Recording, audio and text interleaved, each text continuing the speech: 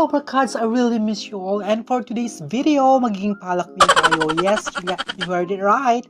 Magiging palakwin tayo ngayon. Kasi nga, may kasabihan tayo na ang taong pinagpala,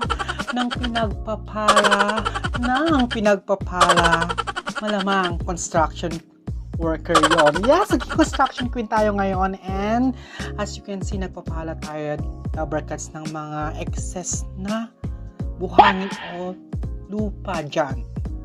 And alam nyo ba, Dabber Cats, ang realization ko ngayon, sobrang saludo ako sa mga construction worker dyan. Anumang trabaho na meron ka ngayon, as long as marangal, as long as ginagawa mo yung best mo, as long as pinagpapawisan ka galing sa puso mo, and saludo po ako. Kasi sa hirap ng buhay ngayon, Dabber Cats, huwag ka nang maging cutesy.